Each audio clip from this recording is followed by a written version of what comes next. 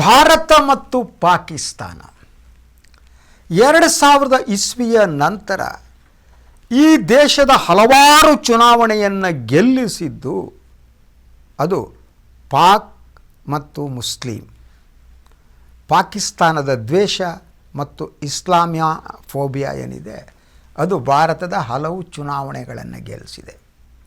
ನೀವು ಈಗಲೂ ಕೂಡ ಗೂಗಲ್ ಮಾಡಿ ನೋಡಿ, 2004 ನಂತರ ಸತತವಾಗಿ ಪಾಕಿಸ್ತಾನ ಚುನಾವಣೆಯ ಒಂದು ಇಶ್ಯೂ ಆಗಿ ಎಮರ್ಜ್ ಆದದ್ದು. ಅದನ್ನು ನಾನು ವಿವರಿಸೋದಕ್ಕಿಂತ ಮೊದಲು ಈಗ ಏನಾಗ್ತಿದೆ ಗಮನಿಸಿದ್ದೀರಾ ನೀವು? ಕಳೆದ ಕೆಲವು ತಿಂಗಳುಗಳಿಂದ ಆಫ್ಟರ್ ಆಪರೇಷನ್ ಸಿಂಧೂರ್ ಪಾಕಿಸ್ತಾನದ ಬಗ್ಗೆ ಮಾತನಾಡುವುದು, ಪಾಕಿಸ್ತಾನವನ್ನು ಟೀಕಿಸುವುದು, ಪಾಕಿಸ್ತಾನವನ್ನು ಇಂಡಿಯಾದ ಯಾವುದೇ ವಿಚಾರವಾದರೂ ಕೂಡ ಪಾಕಿಸ್ತಾನವನ್ನು ಎಳೆದು ತರುವುದು ಕಡಿಮೆ ಆಗಿದೆ ಅನಿಸಿಲ್ವ ನಿಮಗೆ? ಬಿ ಜೆ ಪಿಯ ಸಂಸತ್ ಸದಸ್ಯರು, ಮಂತ್ರಿಗಳು, ನಾಯಕರುಗಳು, ಸಣ್ಣ ಪುಟ್ಟ ನಾಯಕರುಗಳು, ಅರ್ಧ ತಾಸಿನ ನಾಯಕರುಗಳು, ಅದೇನು ಅಂತ ಹೇಳಲ್ಲ, ಅವರೆಲ್ಲ ಪಾಕಿಸ್ತಾನ ಬೈಯೋದನ್ನು ಕಡಿಮೆ ಮಾಡಿದ್ದಾರೆ ಅಂತ ನಿಮಗೆ ಅನಿಸಲ್ವಾ? ನೋಡಿ, ಅದರ ಜೊತೆಗೆ RSS ಅನ್ನುವ ಸಂಘಟನೆ ಏನಿದೆ ಬಿ ಜೆ ಪಿಯನ್ನು ನಿಯಂತ್ರಿಸುವಂಥದ್ದು, ಅದರ ನಾಯಕತ್ವದ ವಿಭಿನ್ನ ಹೇಳಿಕೆಗಳನ್ನು ಗಮನಿಸಿ. ಆವಾಗ ಈ ಬಿ ಜೆ ಪಿಯ ಮನಸ್ಥಿತಿಯಲ್ಲಿ, ನಡವಳಿಕೆಯಲ್ಲಿ ಆದ ಬದಲಾವಣೆಯ ಏನು ಅನ್ನೋದು ಗೊತ್ತಾಗುತ್ತೆ ನಿಮಗೆ. ಅದನ್ನೇ ನಾನು ನಿಮಗೆ ಹೇಳಕ್ಕೆ ಹೊರಟಿದ್ದೀನಿ. ಒಂದು, Dattatreya Hosabale number 2 RSS ban. ಅವರು ವಿದೇಶ ಪ್ರವಾಸ ಮಾಡಿದಂಥ ಸಂದರ್ಭದಲ್ಲಿ ಅವರು ಒಂದು ಮಾತನ್ನು ಹೇಳಿದ್ರು, ಭಾರತ ಪಾಕಿಸ್ತಾನದ ಜೊತೆ ಮಾತುಕತೆ ನಡೆಸಬೇಕು ಅಂತ. Really it was shocking. ಯಾಕೆಂದರೆ ಅಖಂಡ ಭಾರತ ಅಂತ ಹೇಳ್ತಾ ಪಾಕಿಸ್ತಾನ, ಅಫ್ಘಾನಿಸ್ತಾನ, ಈ ಕಡೆ ಬಾಂಗ್ಲಾದೇಶ ಎಲ್ಲ ಎತ್ತಾಕಬಿಟ್ಟು ಅಖಂಡ ಭಾರತ ಮಾಡಿಬಿಟ್ಟು ಇವ್ರನ್ನೆಲ್ಲ ಬಡ್ದು ಓಡಿಸ್ಬಿಡ್ಬೇಕು ಅಂತ ಹೇಳ್ತಾ ಇದ್ದವರು ಇದ್ದಕ್ಕಿದ್ದಾಗ ಯಾಕೆ ಇದನ್ನು ಹೀಗೆ ಮಾತನಾಡೋಕ್ಕೆ ಪ್ರಾರಂಭ ಮಾಡಿದ್ರು ಅನ್ನೋದು ಕುತೂಹಲಕರವಾಗಿತ್ತು. ಆವಾಗ ಭಾಳ ಜನ ಅಂದ್ಕೊಂಡಿದ್ದು ಎಲ್ಲೋ ಮಾತುಕತೆ ನಡುವೆ ಏನೋ ಒಂದು ಮಾತಾಡಿಬಿಟ್ರು ಕಣ್ರಿ ಅಂತ. ಆದರೆ ಈಗ ಲೇಟೆಸ್ಟಾಗಿ RSSನ ಸರಸಂಘ ಚಾಲಕ ಮೋಹನ್ ಭಾಗತ್ ಅವರು ದತ್ತಾತ್ರೇಯ ಹೊಸಬಾಳೆ ಅವರ ಹೇಳಿಕೆಯನ್ನು ಸೆಕೆಂಡ್ ಮಾಡಿದ್ದಾರೆ.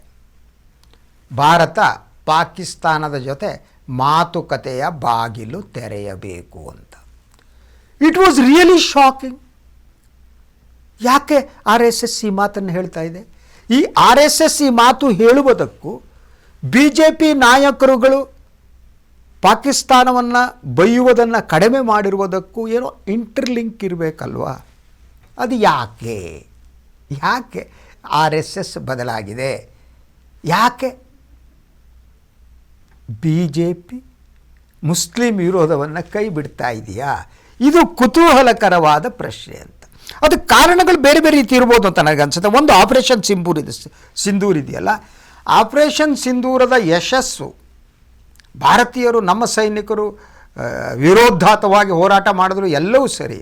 ಆದರೆ ಆ ನೆರೇಟಿವ್ಸ್ಗಳು ವಿದೇಶಗಳಲ್ಲಿ ಯಾವ್ಯಾವ ರೀತಿ ಅದು ಪರಿಣಾಮ ಬೀರಿದೆ ಅನ್ನೋದು, ಅದನ್ನು ನಾನು ಹೇಳಬೇಕಾಗಿಲ್ಲ. ನಾವು ಅಂತಾರಾಷ್ಟ್ರೀಯ ವ್ಯವಹಾರಗಳನ್ನು ನೋಡ್ತಾ ಬಂದರೆ ಅಮೇರಿಕ ಪಾಕಿಸ್ತಾನದ ಸೇನಾ ಮುಖ್ಯಸ್ಥರನ್ನು, ಅಲ್ಲಿನ ಪ್ರಧಾನಿಯನ್ನು ಹೇಗೆ ಸ್ವಾಗತಿಸ್ತೆ ಅನ್ನೋದ್ರ ನೋಡ್ರೆ ಗೊತ್ತಾಗುತ್ತೆ. ಅಂದರೆ ಅಂತಾರಾಷ್ಟ್ರೀಯ ವ್ಯವಹಾರಗಳಲ್ಲಿ ನಮಗೆ ಭಾಳ ನೋವಾಗುತ್ತೆ. ಇದು ಭಾರತಕ್ಕಿಂತ ಪಾಕಿಸ್ತಾನಕ್ಕೆ ಹೆಚ್ಚಿನ ಮಹತ್ವ ಸಿಕ್ಕಿದ್ದು ಆಪರೇಷನ್ ಸಿಂಧೂರ್ ನಂತರ.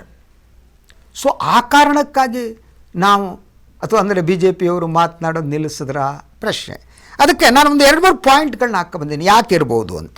ಒಂದು, ಈ ಬಿ ಜೆ ಪಿಯ ಬದಲಾದಂತಹ ಈ ಎಟಿಟ್ಯೂಡು ಮತ್ತು RSS ಮಾತುಕತೆ ಅಂತ ಹೇಳುವ ಮೂಲಕ ಕೇಂದ್ರ ಸರ್ಕಾರವನ್ನು ಮಾತುಕತೆಯತ್ತ ತೆಗೆದುಕೊಂಡು ಹೋಗುವ ಯತ್ನ ಮಾಡ್ತಾ ಇರೋದು. ಅದಕ್ಕೆ ಕಾರಣಗಳೇನು?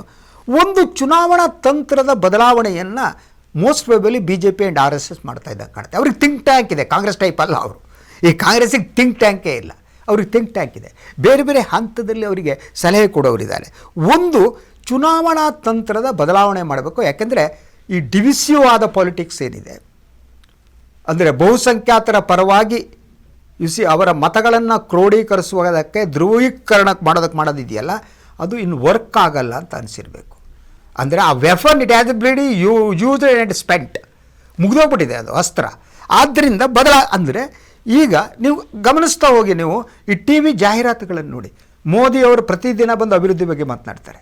ಅಡ್ವರ್ಟೈಸ್ಮೆಂಟು ಬಂದುಬಿಟ್ಟು ಏನೇನು ಮಾಡಿದ್ವಿ ಅಂದರೆ ಅಭಿವೃದ್ಧಿ, ಕಲ್ಯಾಣ ಯೋಜನೆ, ರಾಷ್ಟ್ರೀಯ ಭದ್ರತೆ ಮತ್ತು ಜಾಗತಿಕ ನಾಯಕತ್ವದ ಪ್ರಶ್ನೆ ಏನಿದೆ ಅದನ್ನು ಮುಂದಿಟ್ಟುಕೊಂಡು ಹೋಗಬೇಕು. ಇನ್ನು ಈ ಪಾಕಿಸ್ತಾನದ ವಿರೋಧ ವರ್ಕೌಟ್ ಆಗಲ್ಲ ಅಂತ ಅನ್ನಿಸಿರಬೇಕು ಒಂದು. ಅದ್ರ ಜೊತೆಗೆ ಅಂತಾರಾಷ್ಟ್ರೀಯ ಇಮೇಜ್, ಈ ಅಂತಾರಾಷ್ಟ್ರೀಯ ಇಮೇಜ್ ಭಾರತದ್ದು ಎಷ್ಟು ಇಲ್ಲಿ ಕೂತ್ಕೊಂಡು ಭಾಷಣ ಮಾಡಿಬೋದು ಅಷ್ಟೇ, ಮೋದಿ ವಿಶ್ವಗುರು ನಾವೇ ಅನ್ಬೋದು. ಆದರೆ ಅಂತಾರಾಷ್ಟ್ರೀಯ ಮಟ್ಟದಲ್ಲಿ ಭಾರತದ image it is coming down. ಅದಕ್ಕೆ ನೀವು ಬೇರೆ ಬೇರೆ ಇಂಡೆಕ್ಸ್ಗಳನ್ನು ನೋಡಿದರೆ ಗೊತ್ತಾಗುತ್ತೆ. ಈಗ ಪತ್ರಿಕಾ ಮಾಧ್ಯಮದ ಇಂಡೆಕ್ಸನ್ನು ಯು ಕ್ಯಾನ್ ಸಿ ದಟ್ 157 ಸ್ಥಾನ, ಎಲ್ಲದರೂ ಅಷ್ಟೇ, ಪ್ರತಿಯೊಂದರಲ್ಲೂ ಭಾರತ ಕುಸಿತಾ ಇದೆ ಅಂತ. ಸೊ ಇದು ಒಂದು ಕಾರಣ ಇರಬೇಕು ಅನಿಸುತ್ತೆ. ಅಂದರೆ ಈ ಧಾರ್ಮಿಕ ಧ್ರುವೀಕರಣದ ಭಾಷೆಯನ್ನು ವಿಶ್ವ ಅದನ್ನು ರಿಜೆಕ್ಟ್ ಮಾಡುತ್ತೆ ಅಂತ. ಈ ಧಾರ್ಮಿಕ ಧ್ರುವೀಕರಣದ BJP ಮತ್ತು ಕೇಂದ್ರ ಸರ್ಕಾರದ ಭಾಷೆ ಇದೆಯಲ್ಲ, ಆ ಭಾಷೆ ರಿಜೆಕ್ಟೆಡ್ ಒನ್. ಆದ್ದರಿಂದ ಮೋದಿ ಆ್ಯಂಡ್ ಕಂಪ್ನಿಗೆ ಬೇರೆ ದಾರಿ ಉಳಿದೇನೆ ಅವರು ತಮ್ಮ ನೆರೇಟಿವ್ಸನ್ನು ಬದಲು ಮಾಡ್ತಾ ಇರಬೇಕು. ಇನ್ನು ಮುಸ್ಲಿಂ ಮತದಾರರು ಏನಿದಾರಲ್ಲ ಅವ್ರನ್ನ ಸಂಪೂರ್ಣ ನಾವು ನೆಗ್ಲೆಕ್ಟ್ ಮಾಡಬೇಕು ಅಥವಾ ಒಂದು ಪಾರ್ಟನ್ನು ತಗೊಳ್ಳೋಕೆ ಟ್ರೈ ಮಾಡಬೇಕು ಅನ್ನೋ ಒಂದು ಗೊಂದಲ ಕೂಡ BJPಗೆ ಇದ್ದಂತೆ ಕಾಣುತ್ತೆ.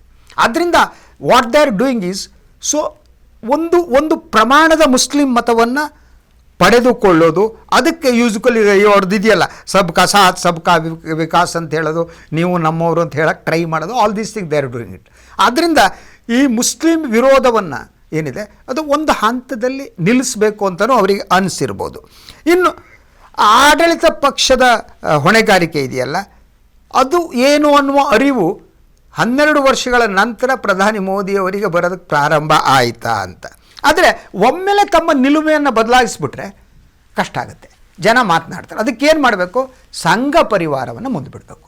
ಸಂಘ ಪರಿವಾರ ಒಂದು ವಾತಾವರಣವನ್ನು ಸೃಷ್ಟಿ ಮಾಡಬೇಕು. ಅದೇನಾದ್ರು ಮಾತನಾಡಿ ಅಂತ ಹೇಳೋದು, ಬೇರೆ ಬೇರೆ ಕಡೆಯಿಂದ ಹೇಳೋದು. ಯಾಕಂದರೆ ಮೊದಲೇ ಹೇಳ್ಬಿಟ್ಟಿದ್ದಾರಲ್ವ, ಅದು ನಾವು ಮಾತಾಡೋಕ್ಕೆ ರೆಡಿ ಇಲ್ಲ, ಎಲ್ಲಿವರೆಗೆ ಭಯೋತ್ಪಾದಕ ಚಟುವಟಿಕೆ ನಿಲ್ಲಲ್ವೋ ಅಲ್ಲಿವರೆಗೆ ನಾವು ಮಾತಾಡೋಲ್ಲ ಪಾಕಿಸ್ತಾನ ಜೊತೆ ಅಂತ ಹೇಳ್ಬಿಟ್ಟಿದ್ದಾರೆ. ಸೊ ಈಗ ಮಾತನಾಡದೇ ಇರೋಕ್ಕಾಗಲ್ಲ. ವಿಶ್ವದಲ್ಲಿ ಬೇರೆ ಬೇರೆ ಕಡೆ ಒತ್ತಡ ಇದೆ. ಈವನ್ ಎಸ್ಪೆಷಲಿ ಕೊಲ್ಲಿ ರಾಷ್ಟ್ರಗಳ ಒತ್ತಡ ಇದೆ, ಅಮೇರಿಕಾದ ಒತ್ತಡ ಇದೆ. ಈ ಒತ್ತಡವನ್ನು ಎದುರಿಸುವ ಶಕ್ತಿ 56 ಇಂಚಿನ ಪ್ರಧಾನಿಯವ್ರಿಗೆ ಇಲ್ಲವೇ ಇಲ್ಲ.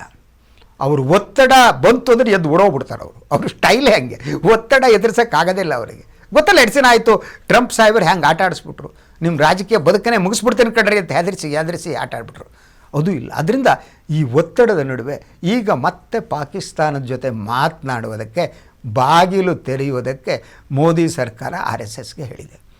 RSS ಈಗ ಈ ಮಾತುಕತೆಯ ಬಾಗಿಲು ತೆಗೆದುಬಿಟ್ಟು ಒಳಗಡೆ ಮೋದಿಯವ್ರು ಬೇಕು. ಇದಕ್ಕೆ ಪಾಕಿಸ್ತಾನ ಹ್ಯಾಂಗೆ ರಿಯಾಕ್ಟ್ ಮಾಡ್ತೆ ಕಣ್ಣು.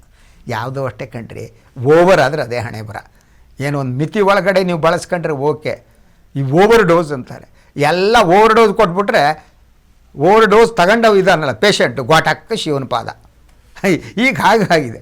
ಈ ಪಾಕಿಸ್ತಾನಿ ವಿರೋಧ ಅನ್ನೋದು ಓವರ್ ಡೋಸ್ ಆಗಿಬಿಟ್ಟಿದೆ.